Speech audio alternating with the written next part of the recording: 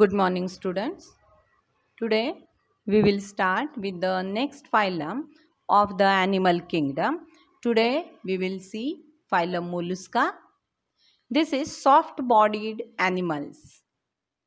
And this is the second largest phylum of Animalia. We have seen that Arthropoda is the first or the biggest, largest phylum, and Mollusca is the second largest phylum of Animalia. The organisms of this group, some are terrestrial and some are aquatic. The organisms are bilaterally symmetrical, triploblastic, coelomate, and they have organ system level of organization.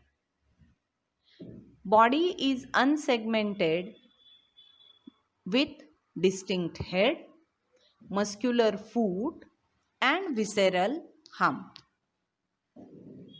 Now, in this diagram, you can see that this is the muscular visceral mass. Then here the coelom is shown.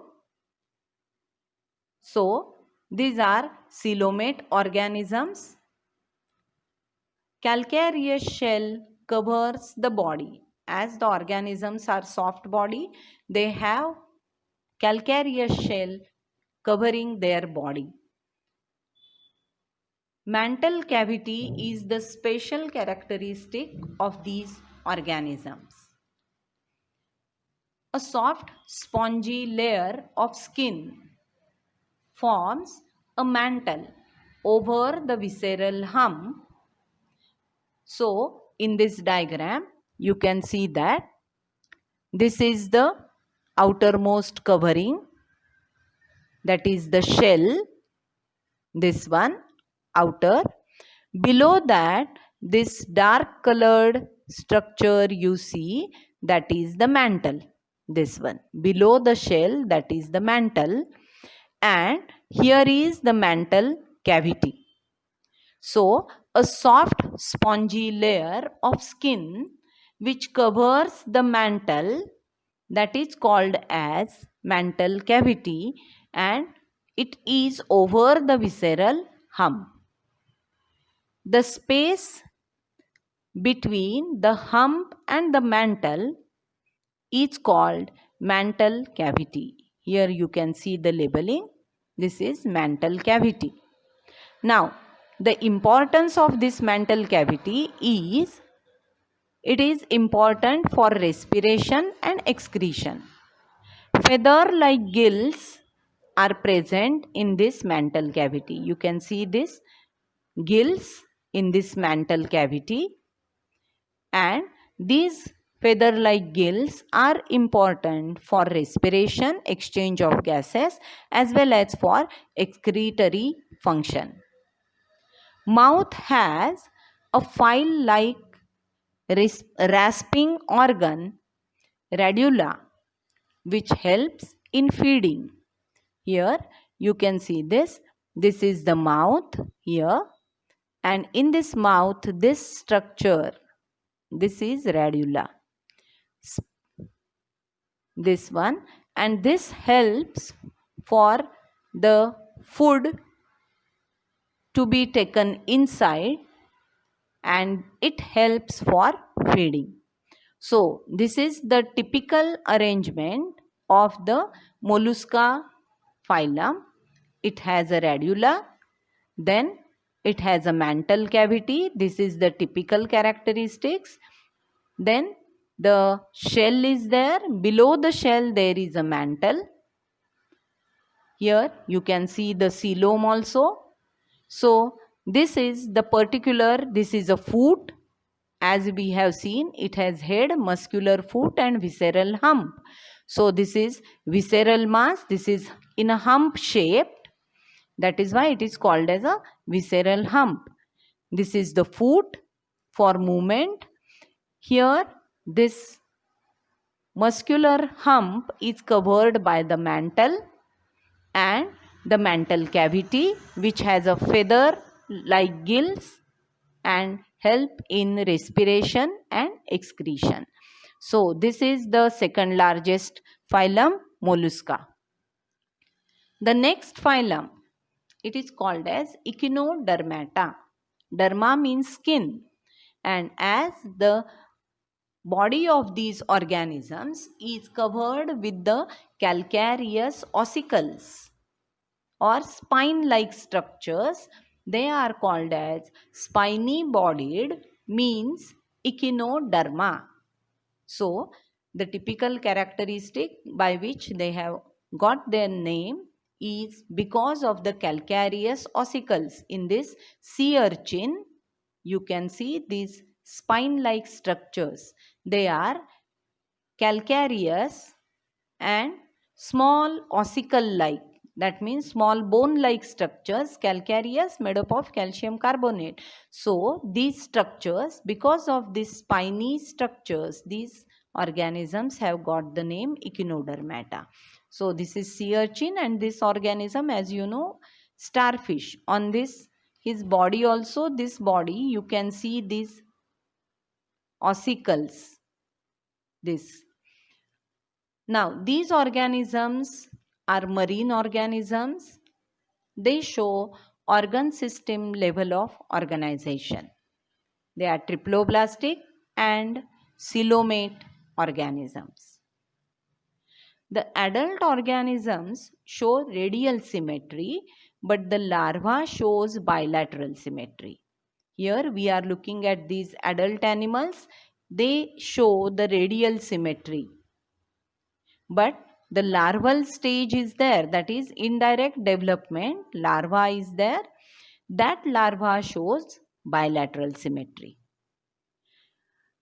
Digestive system is complete.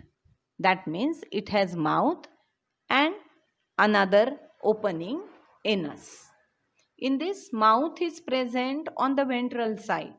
You can see here in this starfish, this is the ventral side, that is the lower side. Here the mouth is on ventral side, and the anus, small opening, will be on the dorsal side. So it has a complete digestive system. A distinctive feature is presence of water vascular system, which helps in locomotion, capture and transport of food, and also in respiration. This organism moves with the help of these tube feet. You can see these structures. These are the tube feet.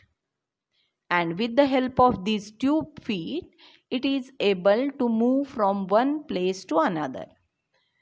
Now, this system you can see, this is water vascular system, which has tube feet, radial canal and ring canal.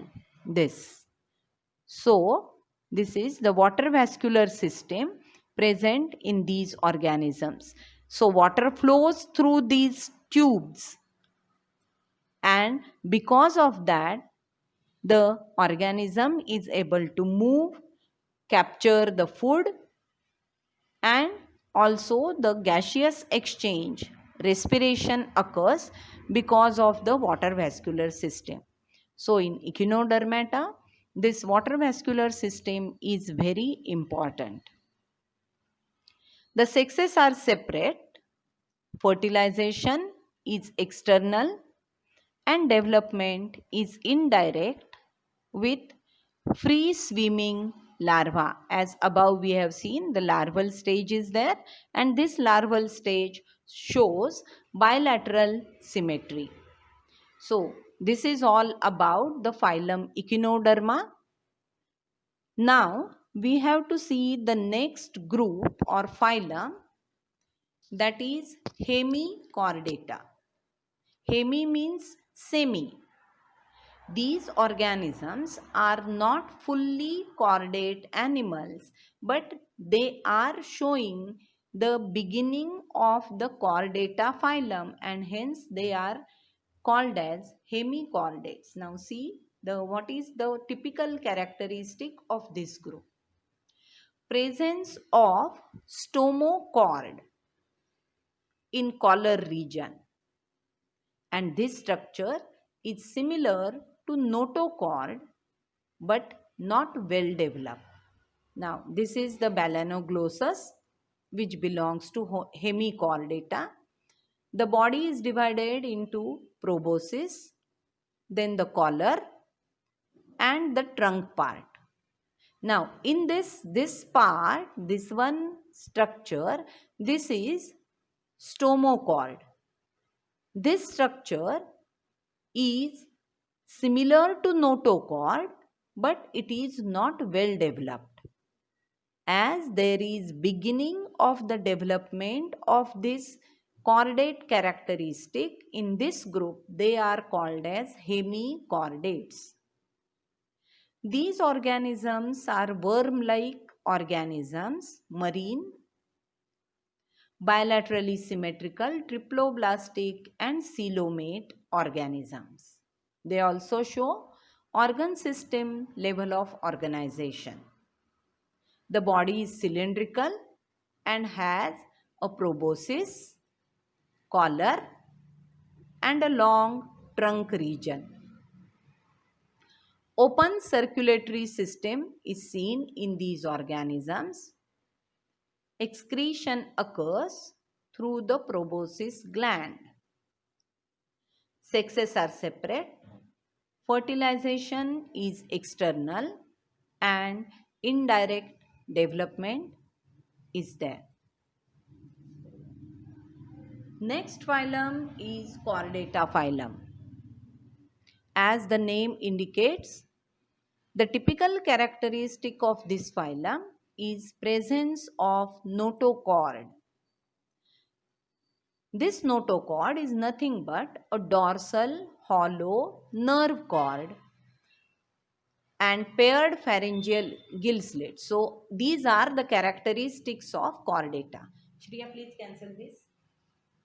I'll say again. Phylum Chordata. Presence of notochord, dorsal hollow nerve cord and paired pharyngeal gill slits are fundamental characteristics of chordata. In this diagram, you can see all these characteristics. Presence of notochord. You can see this rod-like structure which is present from head to the tail region. This is called as notochord. Then the dorsal hollow nerve cord. This yellow structure, this is the dorsal side of the organism. This nerve cord, it is present on the dorsal side and it is hollow. It is not solid structure. This is typically seen in chordata group of organisms. And paired pharyngeal gill slits are seen in this. So these are the typical characteristics of chordata. Bilaterally symmetrical triploblastic coelomate organisms. Organ system level of organization. Post-anal tail and closed circulatory system is also seen in these organisms. Here, muscular post-anal tail, this portion, this is the post-anal tail, this is anus. After that, behind that, this tail portion is there, that is why it is called as post-anal tail. So these are the typical characteristics of the chordata phylum. So till now we have seen different phyla which are non-chordates, and now we have seen the characteristics of phylum Chordata. So let us compare these characteristics.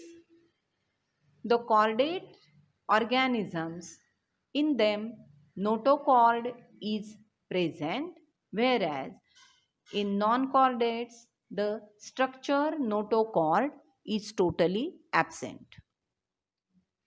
Dorsal hollow single nerve cord, here this one we have seen. This is dorsally located and it is hollow and single. Whereas in non-chordates, the nerve cord is ventral, solid and double. It is located on the ventral side. It is not hollow, it is solid, and it is not single, it is double. Here, as we have seen, pharyngeal gill slits are present in the chordata group of organisms. Such gill slits are absent in non-chordate. Heart is located on the ventral side in chordate organisms, whereas the heart is dorsal in the non-chordates. Post-anal tail is present, and here such post-anal tail is absent. So remember the differences in chordates and non-chordates. Now the chordata phylum is subdivided into subphyla. Urochordata, it is also called as tunicata, cephalochordata and vertebrata. So phylum chordata, 3 subphyla: Urochordata, cephalochordata and vertebrata. The first two, that is Urochordata and cephalochordata, are called as protochordates. Proto means primitive. These two are called as protochordates. In Urochordata, notochord is present only in larval stage, whereas in cephalochordata, notochord extends from head to tail region and persists throughout the life. So this is the important difference. Urochordata, notochord is present but only in the larval stage. Adult organisms do not possess notochord. In cephalochordata, the notochord is present and it persists throughout the life. And this is, here you can see the notochord, this red line which is shown there. This is nothing but the from head to the tail region, this notochord persists, and that is why cephalochordata group.